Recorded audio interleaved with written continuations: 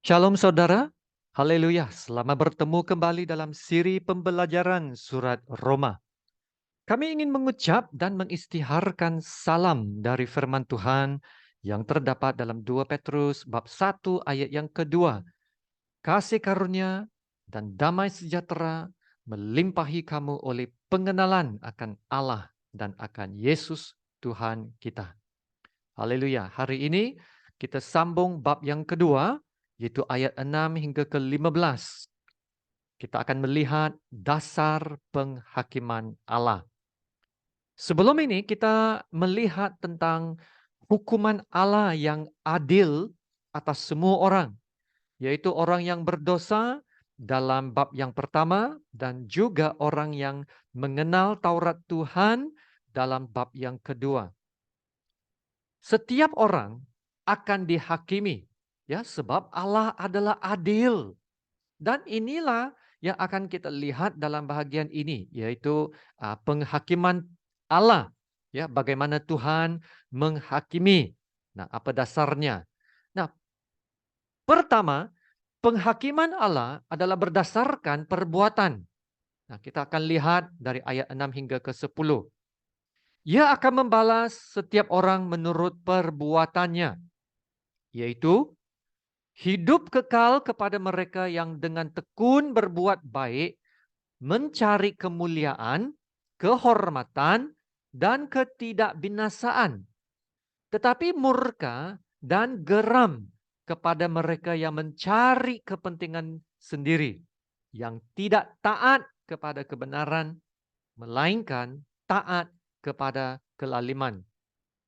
Penderitaan dan kesesakan akan menimpa setiap orang yang hidup yang berbuat jahat. Pertama-tama orang Yahudi dan juga orang Yunani. Tetapi kemuliaan, kehormatan, dan damai sejahtera akan diperoleh semua orang yang berbuat baik. Pertama-tama orang Yahudi dan juga orang Yunani. Dari muka petikan ini sepertinya ia mengajar bahwa kita diselamatkan melalui perbuatan. Nah, sebenarnya tidak. Ya, petikan ini berbicara tentang penghakiman, ya, dan bukan keselamatan. Kita harus ingat poin yang sangat penting ini.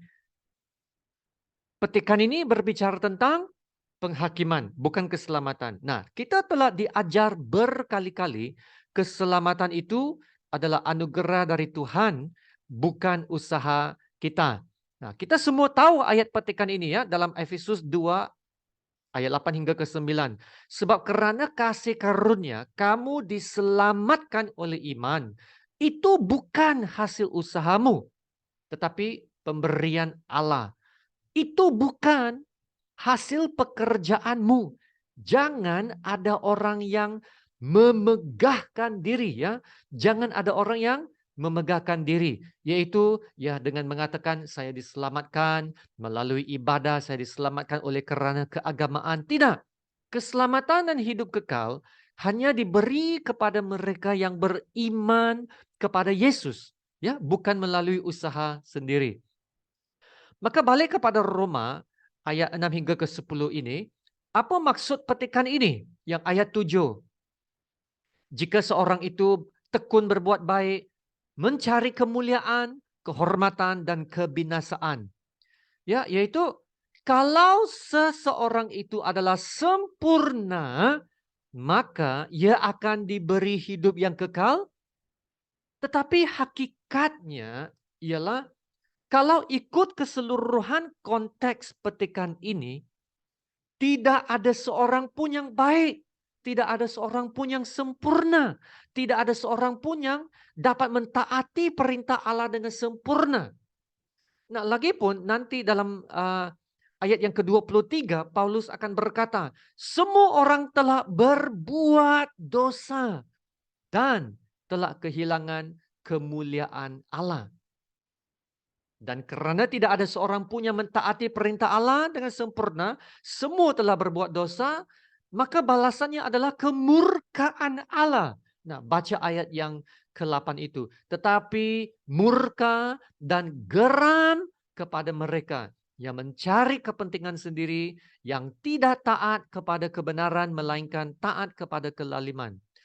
Maka ada dua maksud di sini. Yang pertama, penghakiman Allah adalah adil berdasarkan perbuatan manusia. Tidak ada seorang pun yang berbuat baik, ya, yaitu tidak ada seorang pun yang sempurna. Maka harus dihukum. Kalau seseorang itu sempurna, maka dia sendiri akan dapat menghasilkan hidup kekal. Dapat menghasilkan keselamatannya sendiri, kemuliaan dan ketidakbinasaan. Tapi kita tahu ya, tidak ada seorang pun yang sempurna. Dan karena itu murka dan geram Allah jatuh kepada manusia. Ataupun yang kedua, petikan ini mahu memberitahu kita bahwa sekiranya seorang itu benar-benar selamat, ya, yaitu orang percaya yang sejati, beriman kepada Tuhan, maka ia akan memiliki hidup yang kekal. Yaitu ya, yang pertama, dia percaya. Dan pada saat dia percaya, dia memperoleh hidup yang kekal. Dan seterusnya hidupnya ya, seterusnya hidupnya semakin berubah dan membuahkan hasil yang benar. Tekun berbuat baik, ya. Buah yang dicarinya adalah mencari kemuliaan, kehormatan, dan ketidakbinasaan.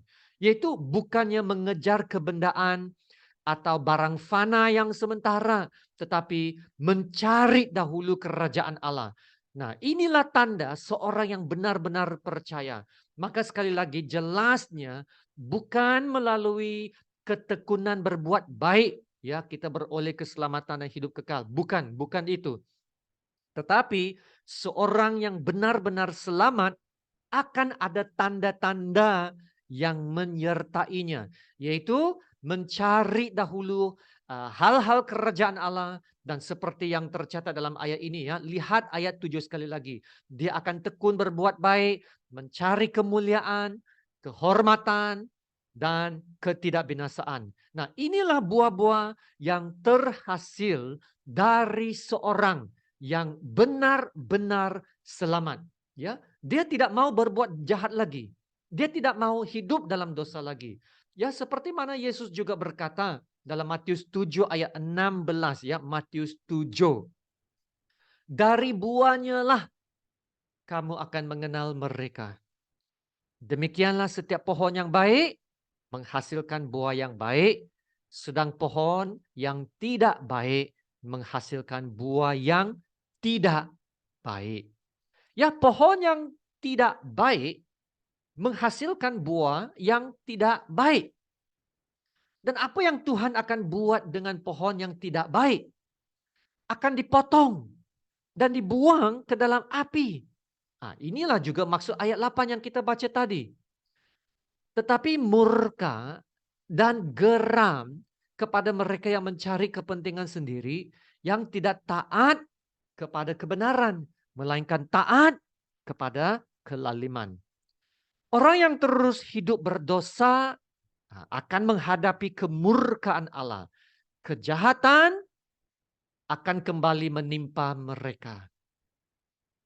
Orang yang berbuat baik, yang mencari kemuliaan dan kehormatan dan ketidakbinasaan, akan mendapat apa yang ayat 10 katakan, kemuliaan, kehormatan, dan damai sejahtera. Maka saudara, apakah buah yang kita hasilkan dalam hidup kita sekarang? Adakah kita menghasilkan buah yang memuliakan Tuhan? Adakah kita menghasilkan buah yang menjadikan kita berkat dan membangunkan hidup orang lain?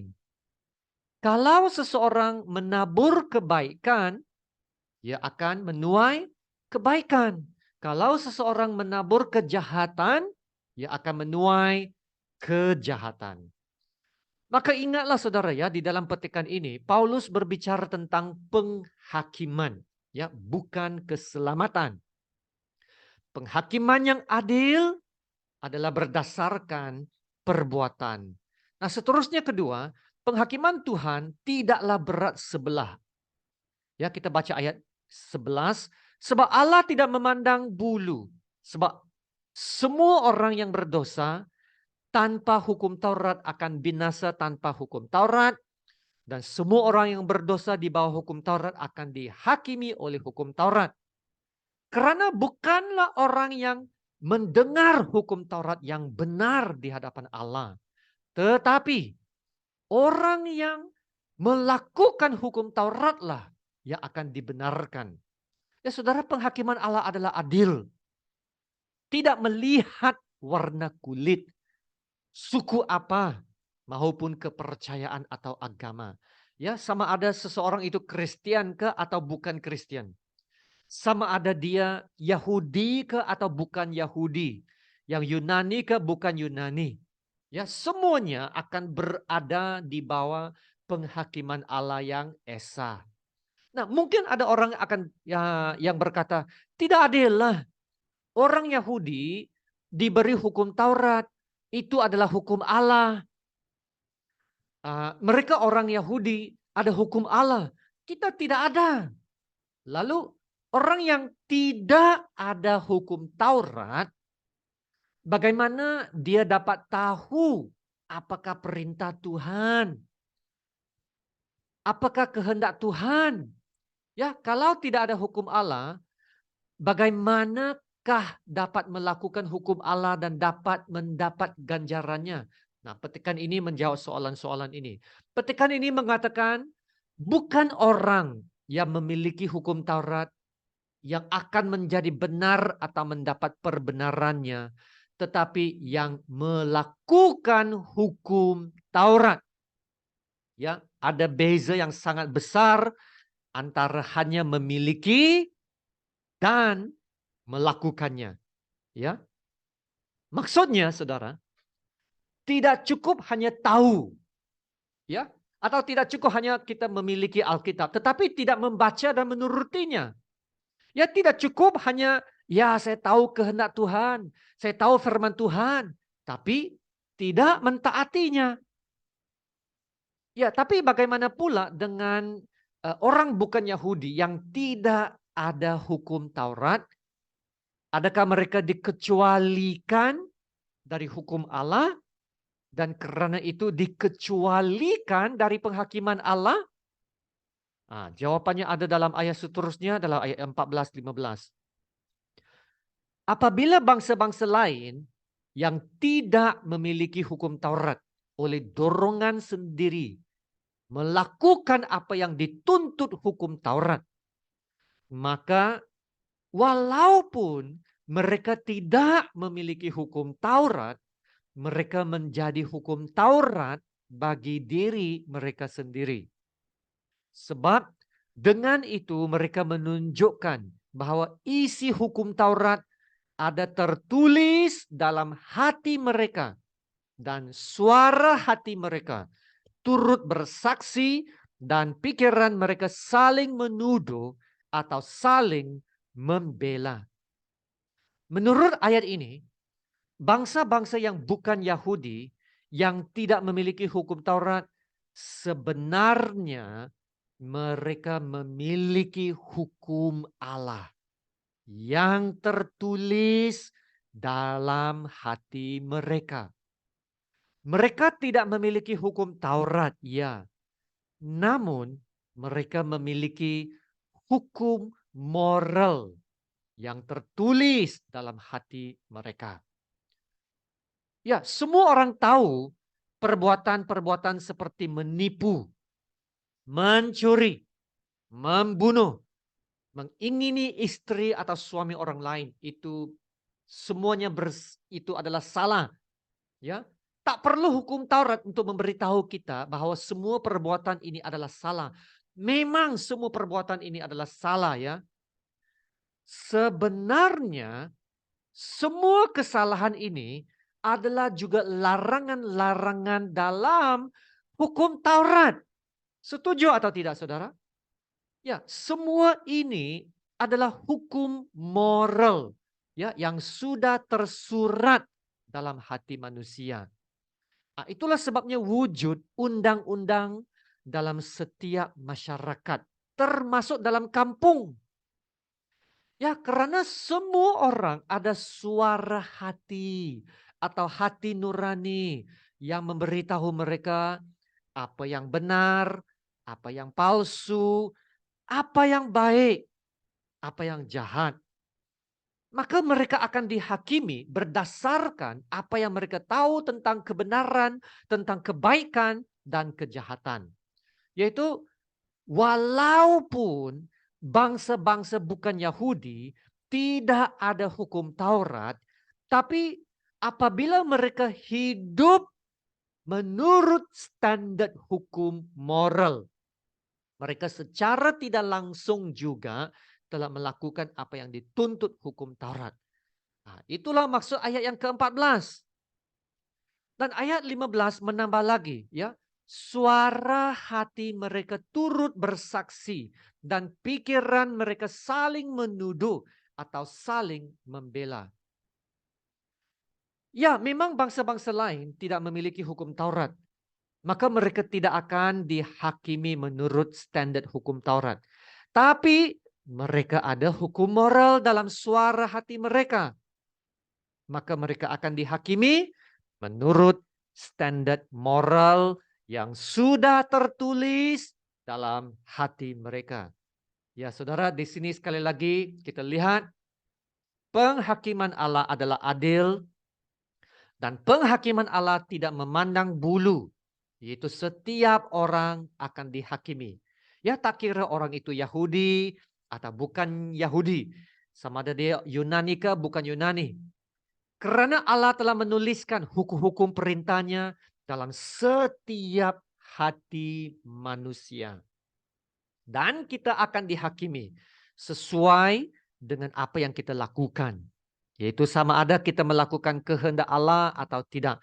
Nah, sebagai satu contoh, dalam Lukas bab 12, Yesus menceritakan satu kisah tentang dua hamba. Hamba yang pertama setia melakukan semua kerja tuannya.